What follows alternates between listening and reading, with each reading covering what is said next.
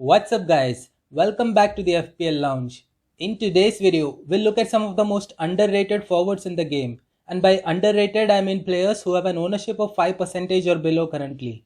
This is the FPL Lounge, and if you have not subscribed to the channel yet, then hit that subscribe button and the bell icon next to it for all the latest updates. First on the list is Moreno from Spain. He has an ownership of 5% currently and is one of the cheapest forwards available in the game at a price of 6.5 million. He plays for Villarreal, who recently lifted the Europa League trophy, and Moreno has had a fantastic season for them. In the league, he has 23 goals and 7 assists. In the Europa League, he is the joint top scorer with 7 goals and 3 assists. And he not just offers goals, he is quite creative as well. He created the third most chances in La Liga this season, which is quite impressive. In Euro qualifications, he had 3 goals and 3 assists in 3 games. Now Spain plays Sweden on matchday 1 and the other countries in their group are Poland and Slovakia. The problem, however, is that it is very difficult to predict Spain's starting lineup. Moreno faces stiff competition from Alvaro Morata, who has also had a decent season with Juventus. So he is a high risk, high reward kind of an option. Next on the list is Antoine Griezmann of France.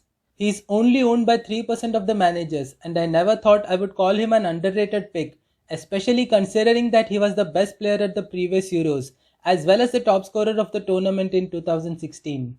The main reason for that low ownership is because he has had quite an average season with Barcelona by his standards. He had 13 goals and 7 assists in La Liga. In the Euro qualifiers, he scored 3 goals and provided 7 assists, which is the joint highest by any player. Another reason for his low ownership is because France are part of the group of death and they face Germany in the first game.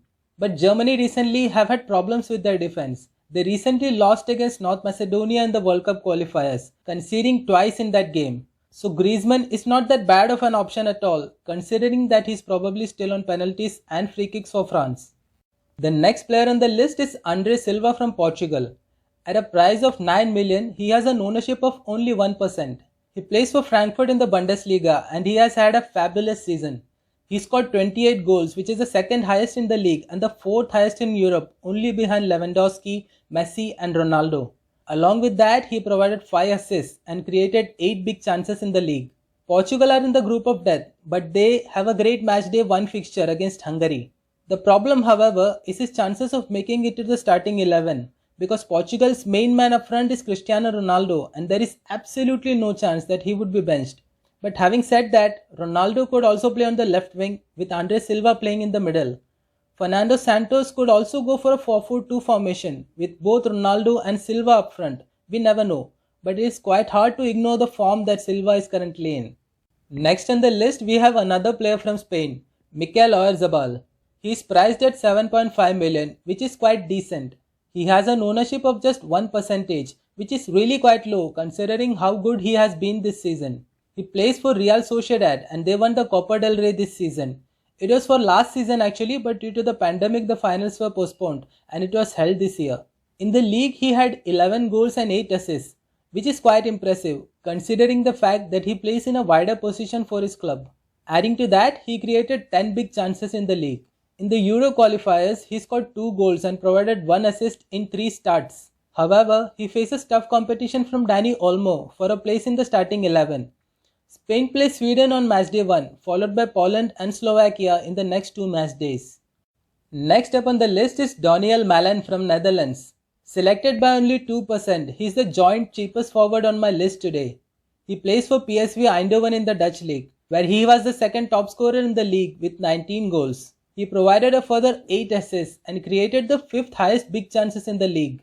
In the Euro qualifiers, he scored 1 and assisted 1 in 2 starts. Netherlands have a nice group with Ukraine on matchday 1 and Austria and North Macedonia in the next 2 match days. Now the central striker role for Netherlands is one of the most uncertain positions on the team. Memphis Depay can play that role too, but he can play in a wider role as well. And then there is Wout Weghorst, who has had a very good season with Wolfsburg. Luke de Jong is also an option who, despite having a bad season, finds a place in the Dutch squad. It would be interesting to see who Frank de Boer chooses, but I would place my bets on Mallon. Next on the list is Jonas Wind from Denmark. He has a price of only 6 million and is currently selected by 0% of the managers, which is quite shocking because out of all the Danish forwards, Wind has had the best season. He plays for Copenhagen in the Danish Super League and he was the league's second top scorer with 15 goals. He had the fourth highest assists in the league with 8 and he created the fourth highest number of big chances in the league, which is very impressive. He played 2 games in the World Cup qualifiers for Denmark in which he scored 1 and assisted 1. Denmark have a decent group with Belgium on matchday 2 being the toughest game. Other than that, they face Finland on matchday 2 and Russia on matchday 3.